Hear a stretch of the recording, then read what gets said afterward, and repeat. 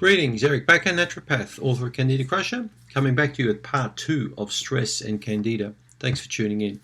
So what I'm going to talk about now is the effects of the stress hormone cortisol on particularly on your immune system, and how cortisol affects white blood cell integrity, and activity. So one of your most powerful white blood cells are called lymphocytes. So lymphocytes are what I would call the commander of the immune system. There are many different types of lymphocytes, but lymphocytes also have an effect on activity of many other kinds of white blood cells, and also inflammatory mediators or chemicals that they produce themselves. So cortisol influences these, what we call the generals of the army, has a very powerful effect. And the generals, of course, are in command of various other soldiers, underneath them, that are subordinate to the general.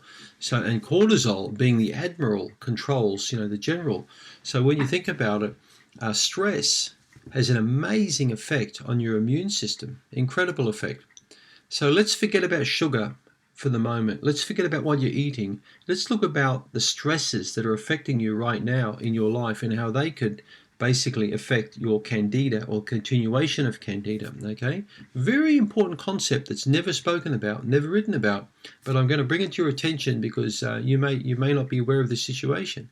So the stresses affecting your life right now: high mortgage, relationship problems, libido issues, problems with your partner, problem with your children, problem with your mother-in-law, problem with your boss, problem with your employees, whatever kind of problems you got. Okay, these things affect us on a stress level. But we're not even talking about the other stresses that affect us, okay? Things like cell phones, using mobile phones, nutritional deficiencies, heavy metal toxicities, all sorts of other kind of stresses that affect us. These things affect a chemical that our adrenal glands produce. Now, adrenals are the master glands of stress, very powerful glands. And the adrenal glands are sitting above your kidneys, produce cortisol and adrenaline, very powerful stress hormones. Now, cortisol, as I mentioned, helps to regulate lymphocytes, or the very powerful white blood cells. So a very high level of cortisol, which is produced in the initiating stages of stress, can have a very powerful suppressing effect on your immune system. Because when you're under high stress, you hate your job, or you don't like your relationship, or whatever's going on in your life, cortisol will be elevated in the alarm phase of stress. Okay, the first stage of stress response.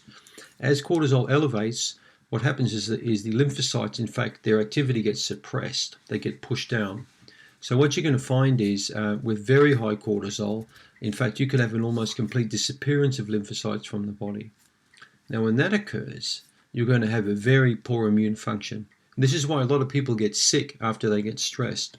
Okay, they have a stress response. A few days later or a week later, they get sick. It's very common to occur in people.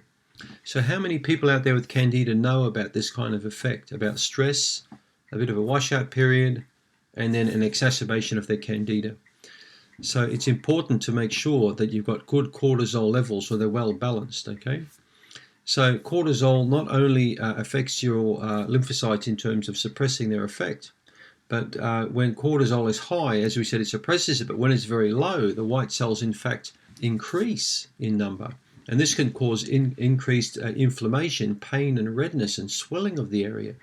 So with dysregulation of cortisol, we get an inappropriate wound healing response, inflammatory response, and ability to counter Candida, plus also the inability to counter the cellular products as a result of Candida death. When Candida dies, okay, the cell walls break up, and these little glycoproteins called mannan get released into the circulation system. Now, mannan will normally get attacked by particular inflammatory compounds that the immune system produces. If there's not enough inflammatory compounds there, you get a lot of mannan being produced. And then eventually, as cortisol rises, the person ends up getting what we call a Herxheimer reaction, or a die-off. So, in fact, when we get stress or inappropriate stress response, we get massive die-off. So the die-off can also be caused as a result of inappropriate cortisol regulation, okay? So if you send me emails and say, Eric, I'm getting die-off, why I'm getting die-off, think about the kind of stresses that are involved in your life. And maybe think about salivary cortisol testing, because that can have good. That will teach you really how stress is affecting you, and whether stress or not is a factor in your recovery from Candida. Okay, very important concept. Catch up with me in Candida and stress number 3, and I'm going to go on a bit more detail. So hope to catch you there. Thanks for tuning in.